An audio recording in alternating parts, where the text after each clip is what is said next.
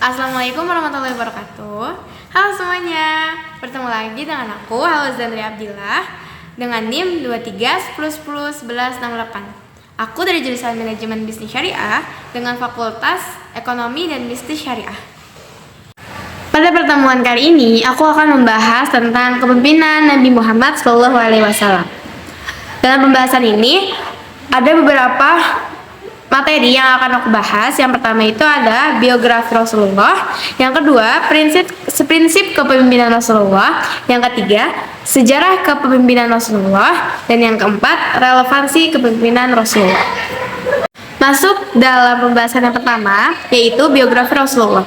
Muhammad SAW adalah seorang pemimpin agama, sosial, politik, dan pendiri dari agama Islam. Menurut keyakinan umat Islam, beliau adalah nabi yang diberikan wahyu ilahi untuk memberitakan dan meneguhkan prinsip monoteistis dalam ajaran Nabi Adam, Ibrahim, Musa, Isa, dan nabi lainnya.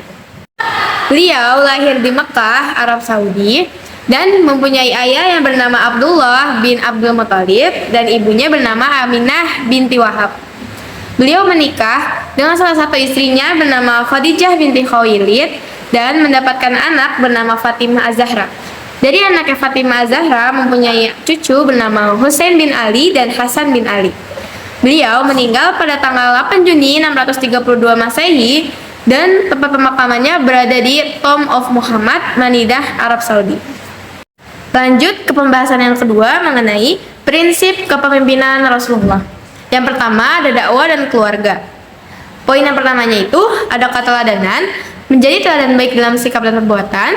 Yang kedua, keadilan, memastikan perlakuan adil terhadap semua. Ketiga, empati, memahami perasaan dan kebutuhan orang lain. Yang keempat, kesabaran, menghadapi cobaan dan rintangan dengan kesabaran. Dan yang terakhir, konsultasi atau syura, melibatkan orang lain dalam pengambilan keputusan. Lalu ada bisnis. Yang pertama itu ada keteladanan, menjadi contoh baik dalam perilaku bisnis. Kedua, keadilan, menerapkan perlakuan adil kepada semua pihak terkait. Ketiga, empati, memahami kebutuhan dan aspirasi orang lain. Keempat, kesabaran, menghadapi tantangan bisnis dengan kesabaran. Dan yang terakhir, konsultasi atau syura, melibatkan tim dalam pengambilan keputusan. Selanjutnya ada sosial. Poin yang pertama ada keteladanan, menjadi contoh baik dalam berinteraksi sosial. Kedua, keadilan, menerapkan keadilan tanpa diskriminasi sosial. Ketiga, empati, memahami dan peduli terhadap kebutuhan orang lain. Yang keempat, kesetaraan, melakukan semua lapisan masyarakat secara setara. Dan yang terakhir, toleransi, menerima perbedaan dan mempromosikan toleransi. Lanjutnya lagi ada pendidikan. Yang pertama itu ada keteladanan, memberikan contoh positif sebagai pendidik. Kedua, inklusivitas, menyediakan pendidikan untuk semua tanpa diskriminasi. Yang ketiga, keterbukaan, membuka ruang untuk pertanyaan dan diskusi. Yang keempat, pengembangan karakter, fokus pada pembentukan karakter yang baik. Dan yang terakhir, personalisasi, yaitu memahami kebutuhan individu siswa. Oke, lalu ada hukum. Poin yang pertama ada keadilan, menegakkan hukum dengan adil tanpa diskriminasi. Kedua, keteladanan, menjadi contoh baik dalam mematuhi hukum dan etika. Yang ketiga, konsultasi, melibatkan masyarakat dalam pengambilan keputusan hukum. Yang keempat, tegas dan konsisten, menegakkan hukum dengan ketegasan dan konsistensi. Dan yang terakhir, empati dan pembimbingan, memberikan perhatian dan bimbingan kepada individu yang terlibat. Dan yang terakhir ada perang. Poin yang pertama, perang sebagai pilihan terakhir, menggunakan kekuatan militer hanya setelah upaya damai dijalankan. Yang kedua, keadilan, memimpin pasukan dengan keadilan dan melindungi tawanan perang. Yang ketiga, perlindungan warga sipil, menjaga warga sipil dari dampak buruk perang.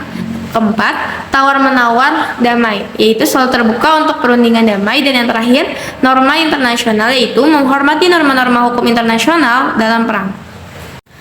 Oke, kita akan lanjut ke dalam pembahasan yang ketiga, yaitu mengenai sejarah kepemimpinan Rasulullah dalam berbisnis.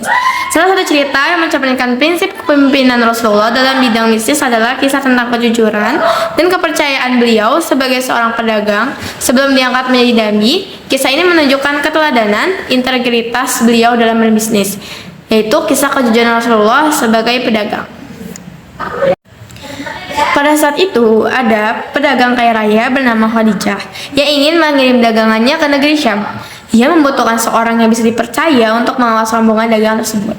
Kemudian, Khadijah mendengar ada seorang pemuda yang terkenal dengan kejujuran dan budi pekerti. Khadijah pun meminta Muhammad untuk menjadi pemimpin rombongan dagang ke negeri Syam. Khadijah tidak mempedulikan status Muhammad yang belum memiliki pengalaman memimpin dan mengatur rombongan dagang.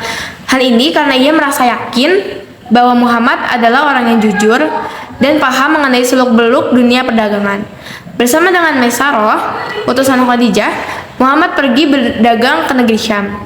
Memang sudah menjadi tradisi bagi penduduk Mekah untuk mengantar rombongan dagang beramai-ramai hingga batas kota.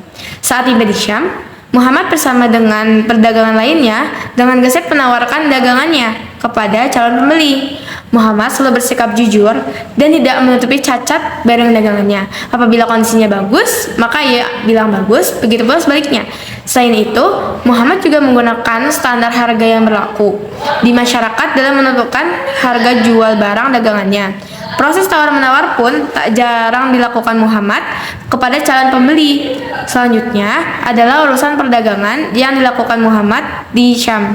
Berjalan dengan sangat lancar, beliau pun mendapat keuntungan yang sangat besar. Seluruh barang dagangan telah habis terjual.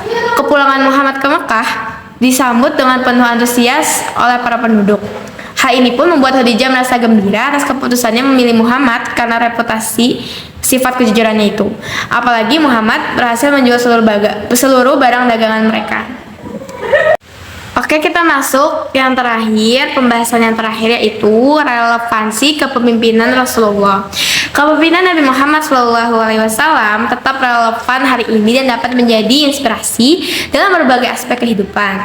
Berikut adalah beberapa aspek relevansi kepemimpinan Nabi Muhammad. Yang pertama itu ada integritas dan kejujuran. Yang kedua, empati dan kepedulian. Yang ketiga, konsultasi atau syura. Keempat, keadilan dan kesetaraan. Yang kelima, pendidikan dan pengembangan sumber daya manusia. Keenam, pengelolaan konflik dan damai. Yang ketujuh, tanggung jawab sosial dan lingkungan. Yang kedelapan, kepemimpinan berbasis nilai-nilai moral. Kesembilan, toleransi dan kerjasama. Dan yang terakhir, pemeliharaan hak asasi manusia. Oke, sekian penjelasan dari aku. Semoga bermanfaat untuk kalian semua. Kurang lebihnya mohon maaf. Wabillahi taufiq wal hidayah. Wassalamualaikum warahmatullahi wabarakatuh. Dadah.